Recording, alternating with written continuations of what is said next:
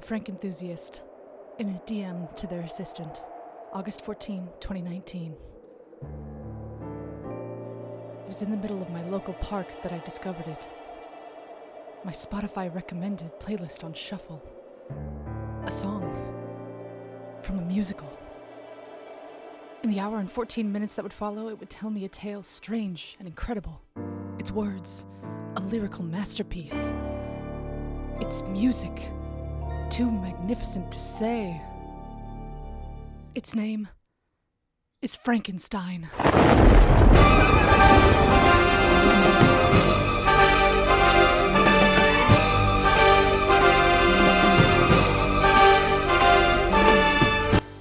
The musical is an underappreciated art form.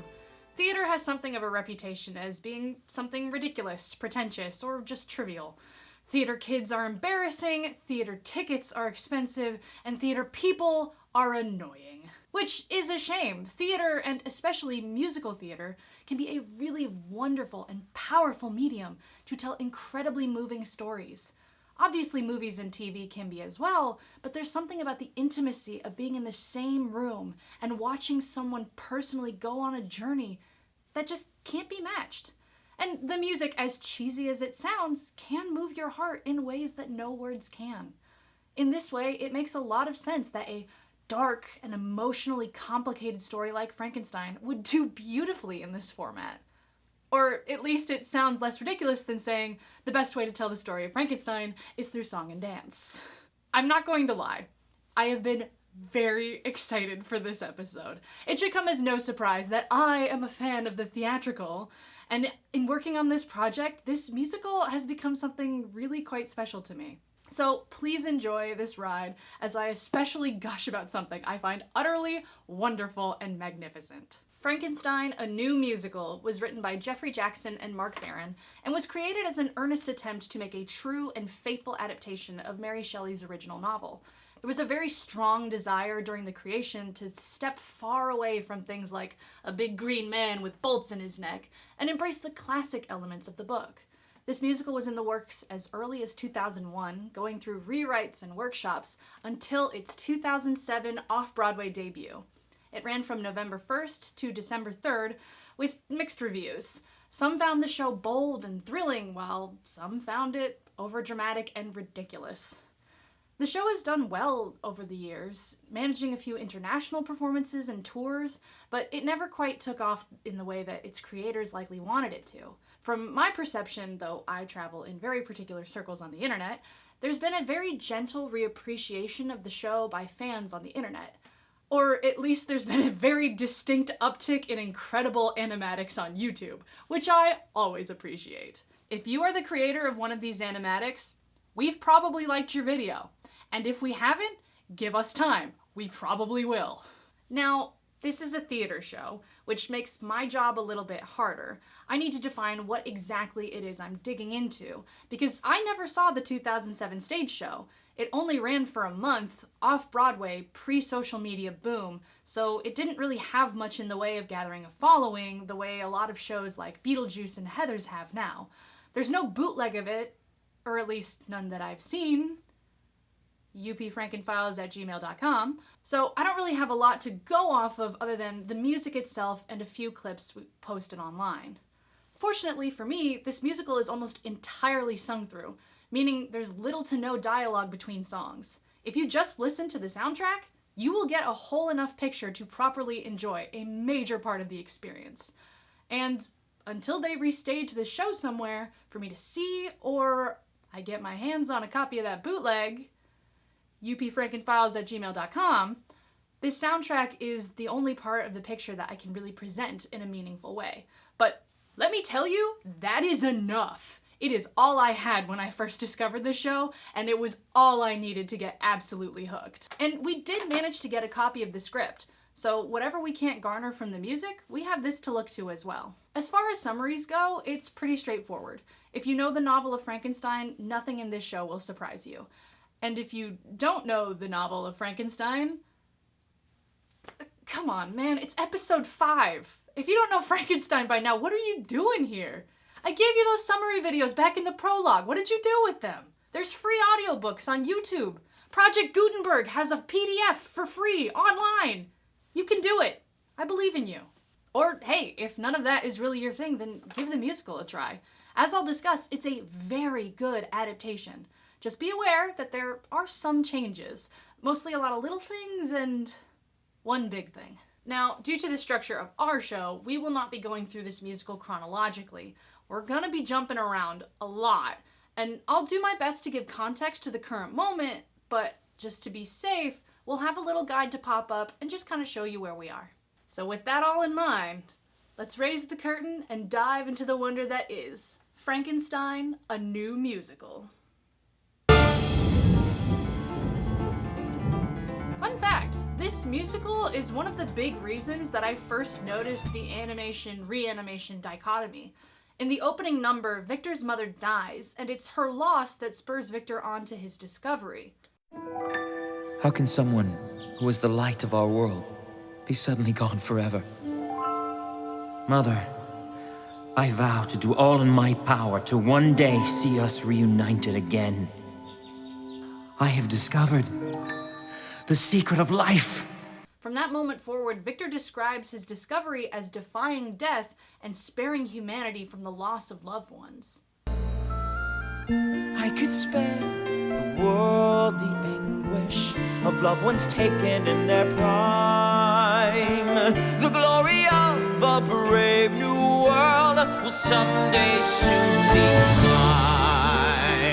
mine. But crucially, the monster isn't reanimated. He's explicitly a new creation who is fashioned from death. How does creating a new person lead to preventing death? The answer the show gives is this one line during the song, Birth to My Creation, where Victor says this. And if I succeed in breathing life into this new creation, might I not also one day be able to restore life to those claimed by death? So, at least it's addressed. I've discussed giving Victor this noble motivation for cheating death before, as it's a very common change people make to the story. It's a lot more noble and sympathetic than Victor's motivation in the novel, where he did it more because he could. Because discovering the greatest scientific achievement of all time and proving that he was right for studying alchemists was more important to him than any kind of noble aid to humanity. But what if instead he missed his mother so much that he ripped apart the fabric of nature for the sheer possibility he might see her again? That sounds a lot better, right? What's interesting about this tenet in regards to the monster is that we briefly meet the man whose body Victor will make the monster with. In the song Amen, we see a condemned criminal about to be hung, giving his final words before his inevitable death. The noose is around his neck, and his last words are technically him crying to God to take him away. But his exact words point us to someone else. Oh, my Creator, claim me now. Grant to me this nightmare's end. Who will tend to the remains? I say, who claims this body? I do. God, this show is so good. Sometimes trying to find specific moments to discuss a particular theme can be really difficult, because it's more of a subtle small thing that is woven in beautifully throughout the whole show. And sometimes it's two specific songs that I can just point at. There they are, officer! There's the songs that make me go feral! For Victor, his song is Dear Victor. After creating the monster and running away from him, Victor finds a letter from Elizabeth that's been there for God knows how long. She's written to him telling him how much she misses him, how much the whole family misses him, how much she wishes for him to just write back, but she knows his work is the only thing that really matters to him. Dear Victor, sweet Victor, I pray this finds you well. Please know that we miss you much more than words can tell. Are you consumed with study? Your thoughts are whirled away from all of those who love you and hope for word each day. I know your passion's fury, the dream you must pursue. I only ask for compromise. Please realize my dream begins with you. In the song, Victor laments to himself about how much he's missed, how much he's been ignoring his family. Letters from Elizabeth. My father, Henry. Why did I shut them out so? Was it indifference or shame? It ends with Elizabeth imploring him to come home, but Victor is still focused only on his work. Dear Victor, without you, our house is not a home. Dear Victor, return to us.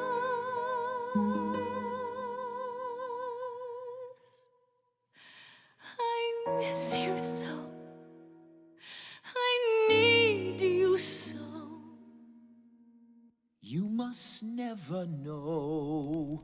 She is begging for him to come home and be with his family. And his first thought isn't how much he loves her or about how he wants to be with them. It's about his experiment. The monster, meanwhile, has his own song. It's called The Waking Nightmare, in which he tells Victor about the hell he's endured ever since he first woke up. This song is beautiful and haunting and visceral and just... Here, have a listen. What have I done to deserve such a sentence in hell? Born as a demon, a ghoul from a nightmare, yet one who still suffers and scars like a human as well. Now here I stand, a half of a man, wondering why I draw breath. I'm here in the waking nightmare, and every moment tastes of death. You're a beast to be feared. Do not dare to draw near. You're an object of shame, without soul or a name. Nothing that you can do will disguise what is true. God has damned you at birth, and my heaven will track you and haunt you and banish your soul from this earth. Lost and alone, and colder than stone, knowing so deep in my breast that here in the waking nightmare, and whatever hell awaits there, yes, here in the waking nightmare, all I'll find is fear, and all I'll ever hear are the screams of their terror and scorn, while every moment tastes of death. In simply existing, the monster is tormented, screamed at, beaten, and feared. Not for anything he's done, simply because of his existence. The song is brutal and absolutely delivers the feeling of this whole section in the novel in one perfect song. I really couldn't have asked for a better number. These, of course, are not the only instances of isolation. Moments like these are woven into the tapestry of the show so marvelously in a way that just builds on itself to deliver what feels like the maximum amount of pain to a romantic Gothic like myself. To go off on this point in absolute full detail would ratchet up the length of this already lengthy video, and I am trying with varying amounts of success to keep the runtime here somewhat succinct. So here are other songs that really highlight isolation. Go listen to them, you'll see what I mean. This musical delivers on the family element so beautifully. There's 3 songs in particular I'd like to discuss. The first is The Hands of Time. This comes just after Victor's created the monster and burned down his laboratory. The song isn't sung by Victor, but by Elizabeth, Henry, Justine, and William, who are all lamenting about how much they love him and miss him and how they're worried about him, how they wish they could just make time stop and make things the way they were before, because at least then they were together. ever toward tomorrow. Why do we? Your father longs for your embrace. A young boy needs a brother's hand to guide him. Reach into the past. Make the world the way it was before. Let the days unwind. Reverse the ever-twisting hands of time. Victor, in the meantime, is in a delirious fever while being investigated by the authorities of Ingolstadt. Because when you burn down a laboratory, people are gonna notice, babe. While he recovers, a new song is sung over him. Your Father's Eyes. This song is sung by Victor's father, and it is so important. I've spoken before about how important Victor's relationship is with his father, and this show delivers on it masterfully. This is a song about how no matter what happens, no matter what Victor does or where he goes, his father will always love him. However far you roam, or what you do, there always is one person who believes in you. It matters not the road you choose, for one thing you can never lose. You'll always be the light that shines within your Father's eye. I love this song. And I know it could easily be considered the most unimportant song of the show. Aside from watching Victor recover and him returning back to school, and nothing really important happens story-wise. But this song is crucial for establishing so much about Victor and his father up against the foil of Victor and the monster. Victor commits horror after horror, convinced he is all alone, while his father stands on stage singing about his steadfast love for his son. Though you may lose the world and all you've gained, your father will be there to share your every pain. Whether you have lost or won, forever you will be my son. You'll always be the light that shines within your Father's eyes. Keep this song in mind. We're gonna come back to it. Meanwhile, the monster has his own heartbreaking song about family. After the harrowing song that is The Waking Nightmare comes the music of love. Having been hunted by humanity, the monster hides behind the house of a poor family, a blind old man, and a young mother of a small baby. This song is the lullaby that they sing to the baby, and it is... oh man. Shh. Everything will be all right. Away, away, come away with me.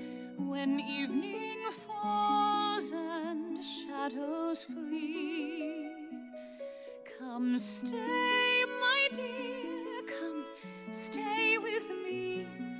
We'll keep you safe and warm, we'll keep you far from harm. No tears will find you here. We live in a simple harmony. The sun of life is all we need. The music of love. The music of love.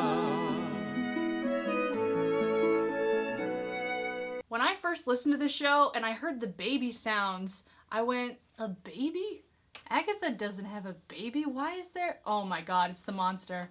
Oh my god, she's singing the lullaby to the monster. It's for the monster. Oh my god!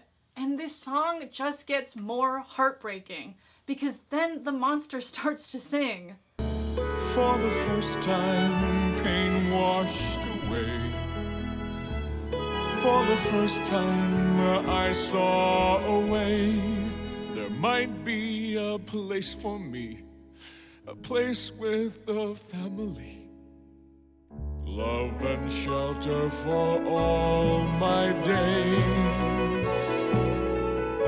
And then he starts singing with them. We live in simple harmony, safe and warm. Of life is keep me far from harm. Music and love gives from away. Music and love.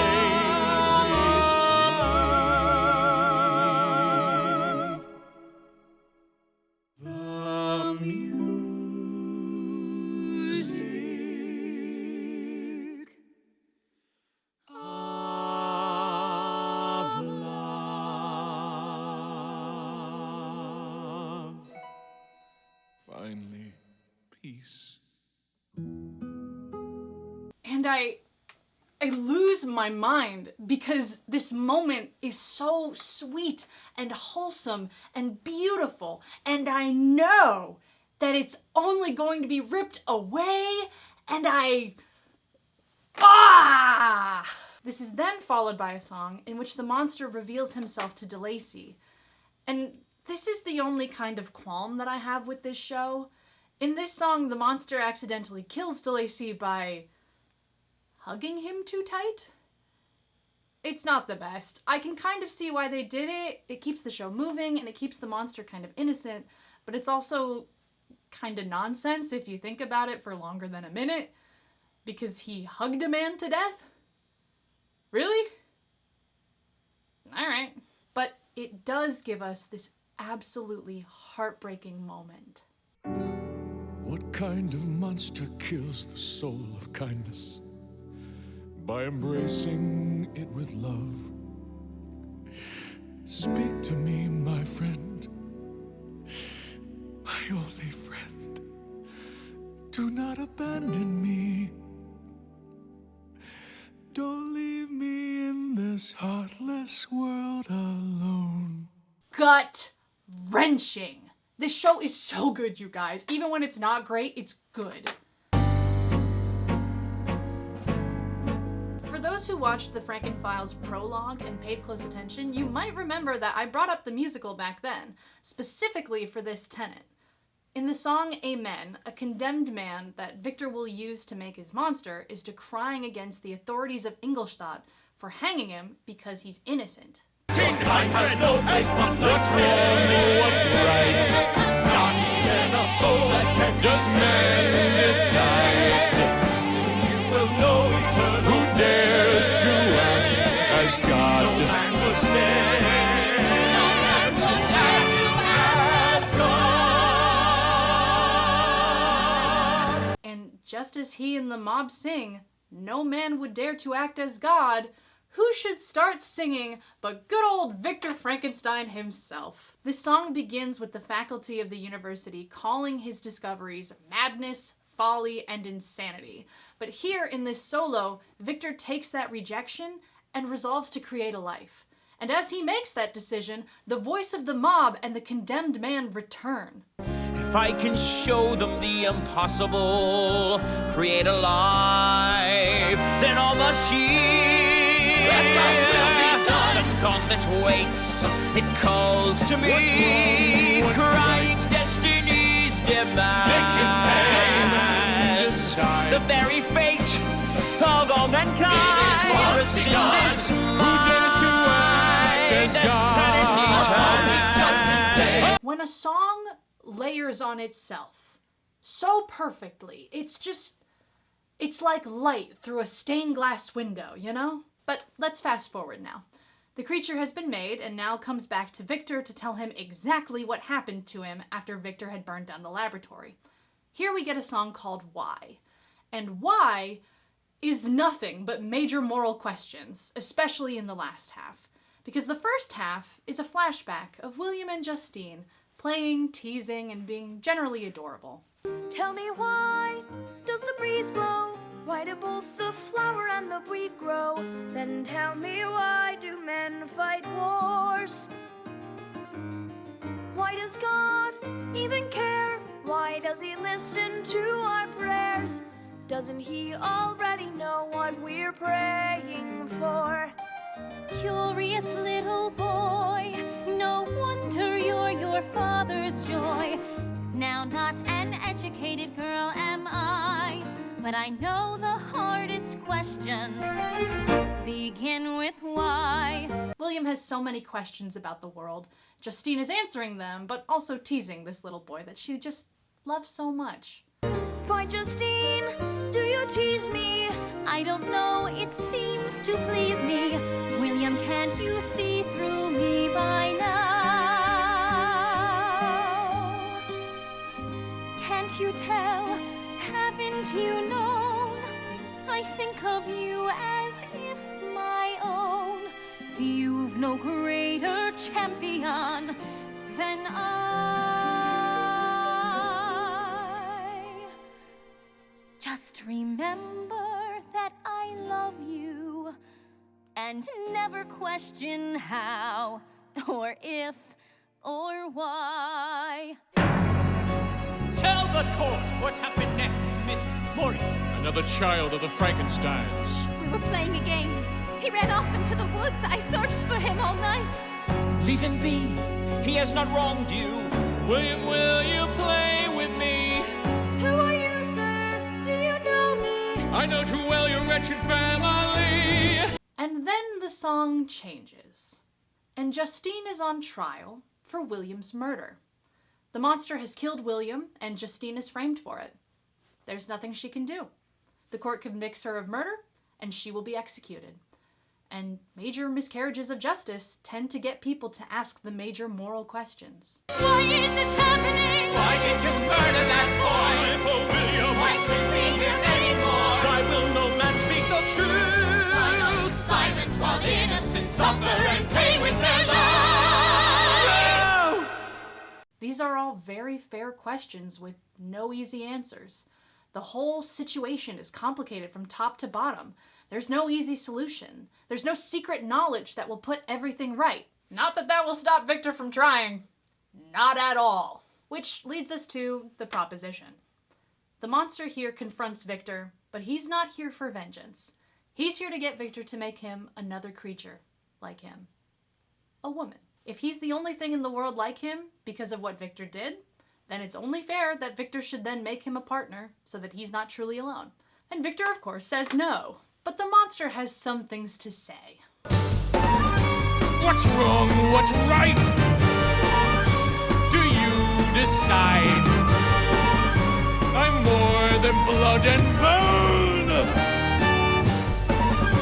I need a mate.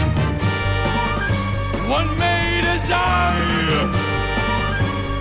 won't exist alone. Who are you to make demands? Who's now twice a criminal? My brother's blood upon your hands, asking me to serve your will. A second beast to bring new terror upon the young and innocent. I'll not willingly repeat my error. You will not get my consent. The whole of this song is these two going back and forth with the most brutal, delicious cuts at each other.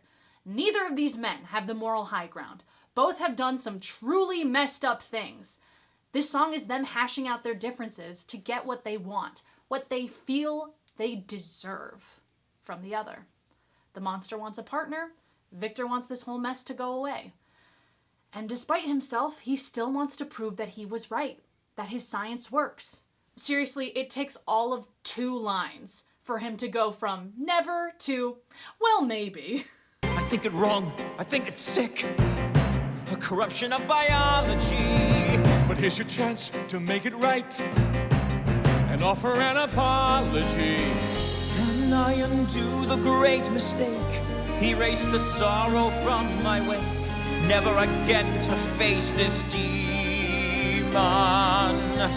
And might I still attain the dream, with now a woman as the means, bestow new life upon my mission.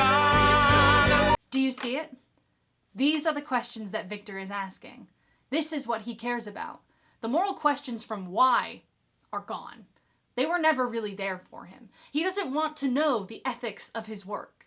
He wants to know if he can fix his problem with more problem. Which Henry, having broken in on Victor creating the female monster, answers with a resounding no. Welcome to the modern Prometheus, the second song in Act 2 and one of my favorites. Victor is getting ready to bring the female monster to life when beloved Henry Clerval busts in on him. What heresy have you devised? Is this the science you conceived? With nature's every law defied, what good could ever be achieved? The power of life and death rests in my hands, Henry. I'd erred before at Ingolstadt, but this time will be different. She will be different. The question is not what you can do. The question is what you should do. Interesting thing about Henry that I've gleaned from the staging of the off-Broadway show is they made Henry like a vicar of some kind, which shifts the vibe a bit. When in the Act 2 opener he sings, "Bound by a duty, I will try to save Victor," he doesn't mean his relationship with his best friend in the world. He meant the church, which is a choice that I'm not fond of. But Henry confronts Victor about his creation. I mustn't try to act like God. Prometheus was merely myth. And if you toy with nature's course, your fate will be the same as his. I cannot believe what I am hearing. A great discovery is near. Lesser men can wait behind, paralyzed of heart and mind, but I am not afraid to dare. We'll change the course of history. Please see beyond your petty fears. I was once a dreamer, now a man's redeemer. We're on the verge of new frontiers. This is the crux of Victor, because he is never asking himself the questions in why. Hell, he's not asking the question of why itself, because it doesn't matter to him. He is always barreling forward, convinced by his own genius of what the right path is. If he can just do the right experiment, if he can achieve the right result, his work will speak for itself. The whole time, ignoring the people around him who are just begging him to come home and just be with them. They don't need the world to change. They just want to be with the person they love, because that's what life is truly about. But not for Victor. He is making life, and nothing is going to stop him. Anyways, Henry, Victor, and the monster do a really cool 3-part counterpoint, and it's beautiful is what it is. To be perfect, to see what you've begun is here on earth. Science is insanity. I am the modern Prometheus, fair witnesses to her. And then the monster kills Henry. Victor is devastated and kills the female monster moments just after she's been given life. And then we get this delicious moment. What have you done? You murdered her. You are the murderer. Liar, you promised to. I was a fool to have. What of your destiny? You are the children of hell. Your children as well. You're a fiend. That you made. A mistake. That you planned. You must die. It is you who soon will feel death's icy hand. What's that? The consequences of my own actions? No, couldn't be. This musical is so good, you guys. Let's go back to the creature's song, The Waking Nightmare. This song is the creature telling Victor where he's been all this time, starting with his birth. He has been faced with nothing but torment. From the moment of being given life, he has been stumbling through the world, not understanding who he is or where he's come from. And then we get this sort of interlude between The Waking Nightmare and the music of love with the DeLacy's, where the monster ponders his humanity. And I hear, like a ghost in my mind, echoes and fragments of memory, without word or a sound. Was I alive once before? Was I once human like them? And could could I again walk in the light and good graces of women and men. Remember, in this show, we met the condemned man whose body would be used to make the monster. But the monster isn't that man anymore. Victor's science has made him a new being. But despite his strange birth, he still wishes to be a person. He still wants love and family. But eventually, the tragedy of the DeLaceys shows him that he can't. Let's go back to why. Because this song is happening within the context of the monster telling Victor how he killed William and why he framed Justine for it. And we get these lines. Why did you do it? Kill a child? Why did you leave me there to die? So full of promise, full of wonder. Have you forgotten, so was I? When I tell you this moment got me in the guts, because while the monster killing a child is abhorrent, you do understand why. The monster was also a child, and Victor abandoned him. The thing I love about Frankenstein is that these two men are absolute messes. Neither has the moral high ground. They have both done horrible things. They both have valid fury for the other. It is a perfect storm of obstinance and chaos, because neither of them have the humility to admit any fault, and instead they just continue to pursue the other into furious destruction. They are absolutely made for each other in this regard. Like father, like son, am I right? Victor's final song in the show is a ballad called The Coming of the Dawn. He's in the tundra, having chased the monster, and probably knows he's going to die soon. Having just told Walton the story of his life, he has this song of reflection where he seems to finally get it. That he's been chasing after the wrong things this whole time. That he missed what life and living were truly about. I have searched across the years for a glimpse beyond the tears, not caring once for those I left behind. Having strayed so far from home, I deserve to stand alone.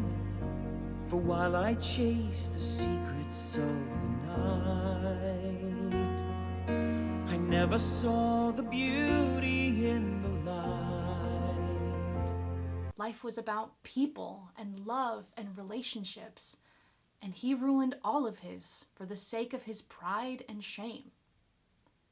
But maybe not all of them. I'll keep this one quick. This is a classic period piece set explicitly in the late 1700s. In the prologue, Captain Robert Walton explicitly tells us that he found Victor November 9th, 1793. During the flashback that is the majority of the show, they're a little more vague about the specifics. In Amen, the magistrate sentences the condemned man on the 16th day of September, 1700 and... This is something the original novel does too, where it gives us 17 blank blank, rather than a complete year. Given that the novel of Frankenstein was released in the early 1800s, it sets the story itself in the vague and general past. I've always found this really fascinating, because it gives this odd distancing effect, putting the horrors behind us so we don't have to worry about them going forward. The musical very gently adopts this stance as well, apart from that concrete year Walton gives us at the beginning of the show. Which makes some sense. The horrors are not behind them by any stretch. They are unfolding right in front of him, just as they're unfolding right in front of us. There's not much else to discuss here regarding Era, although I would like to know what the hell is going on with Elizabeth's dress here. I might not know much about historical accuracy, but I can for sure say she should not be wearing this. Now here is where the good stuff is. Here we are at the end of the show. The creature has killed Elizabeth. Victor vows his vengeance and begins chasing the monster north to the tundra.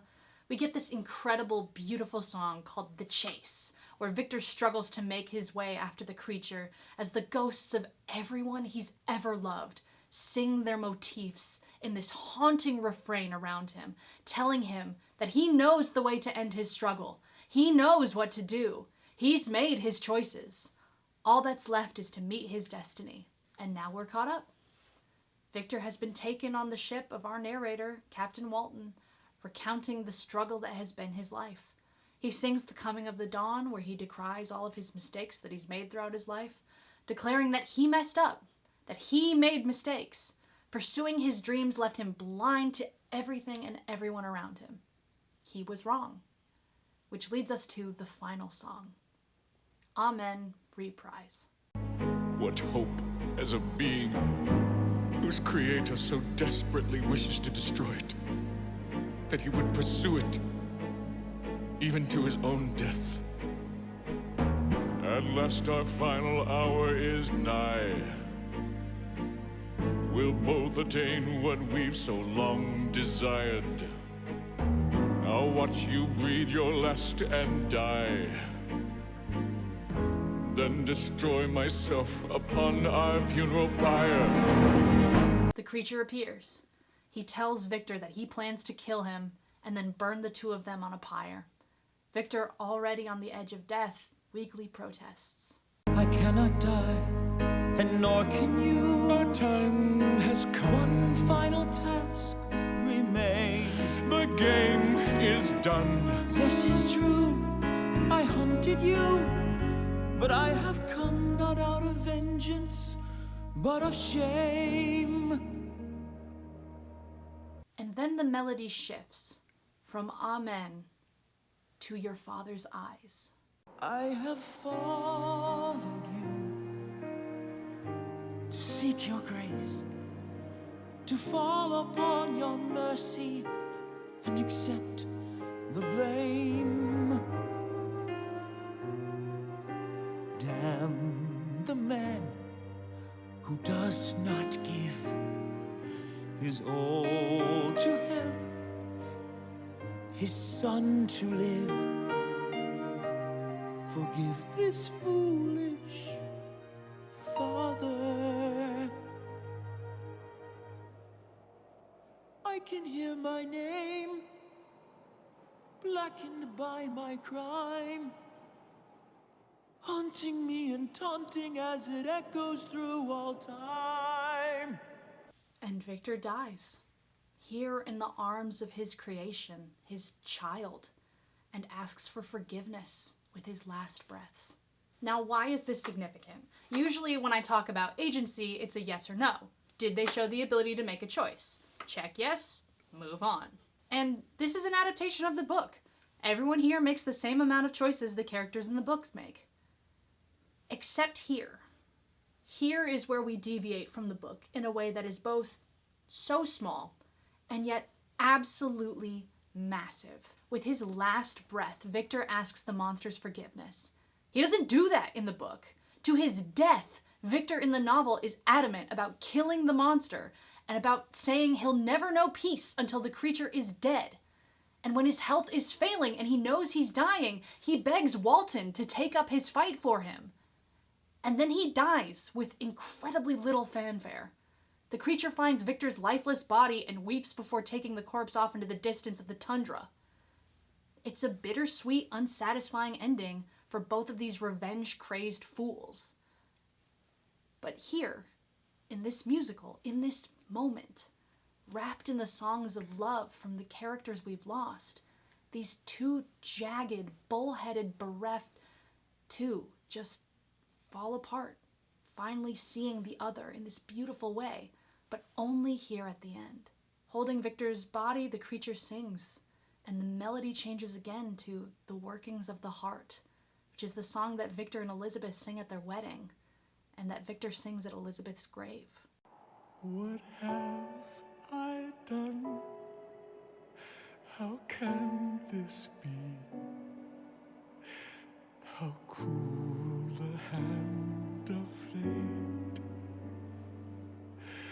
to take two souls, too blind to see,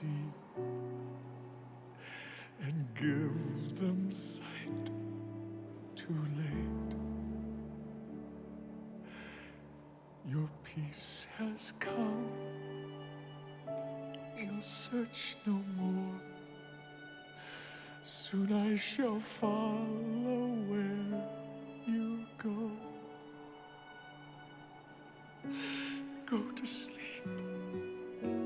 You're safe with me.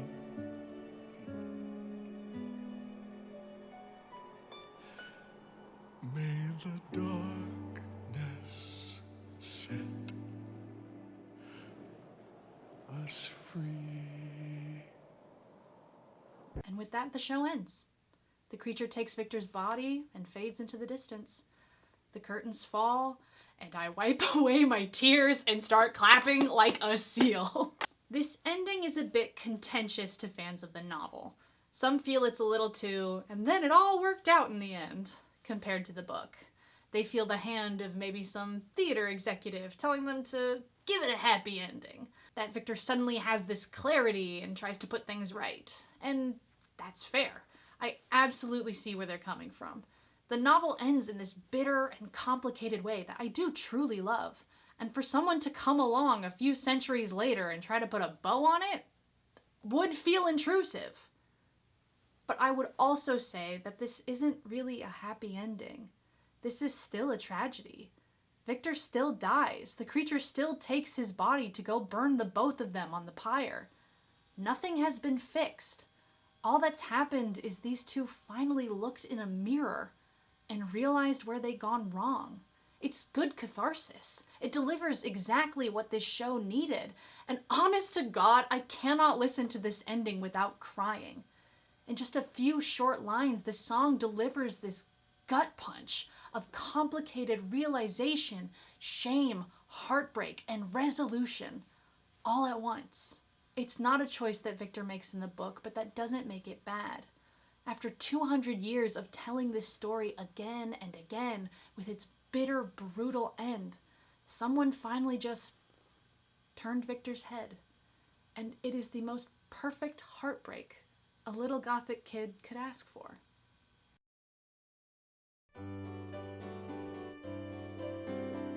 It's no surprise.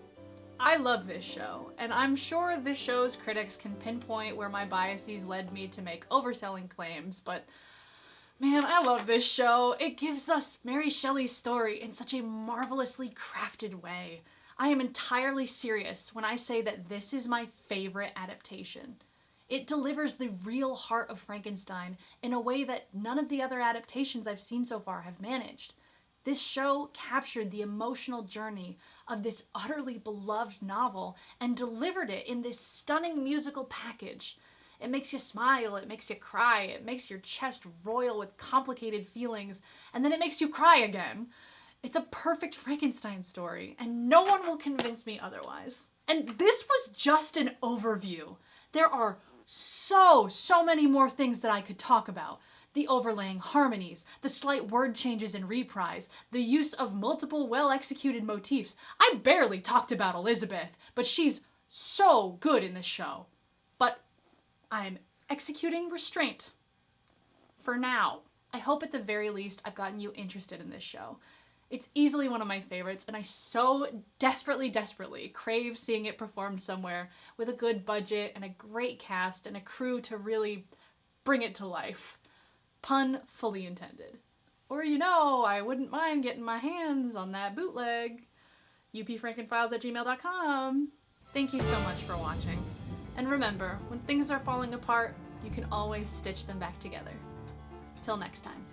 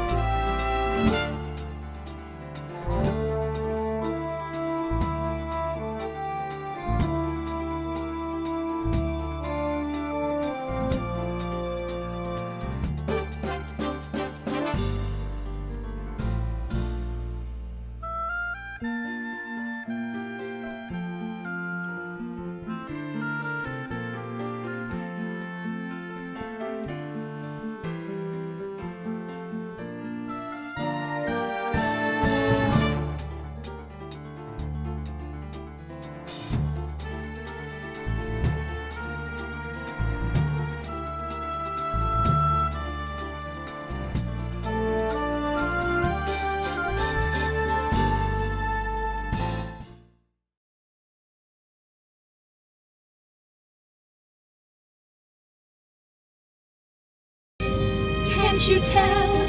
Haven't you known? I think of you as if my own. You've no greater champion than I. Just remember that I love you, and never question how, or if, or why. Tell the court what happened next, miss, or it's another child of the Frankensteins. We were playing a game. He ran off into the woods. I searched for him all night. Leave him be. He has not wronged you. William, will you play with me? Who are you, sir? Do you know me? I know too well your wretched family. Then how do you explain, woman, the bloody locket found on your person? I told you.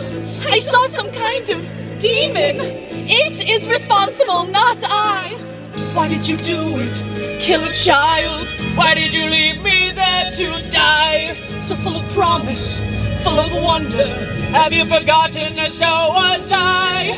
I am innocent. I swear it. Victor, no. I know that she loved that boy. The fair face who looked upon me only with revulsion. Heaven, please. Justine's like a sister to us. She only like me, one of my kind. Victor, my God, how can this be so? Victor, how? I know this cannot be true. Somewhere there must be a witness. There must be something you can say. Someone knows the truth. Something you can do. Who speaks for the child? I made sure The evidence would convict her of the boy's murder. Don't you think that clever of me, Victor? Why is this happening? Why did you murder that? Why, my poor William? Why should we hear anymore? Why will no man speak the truth? I live silent while innocent suffer and pay with their lives.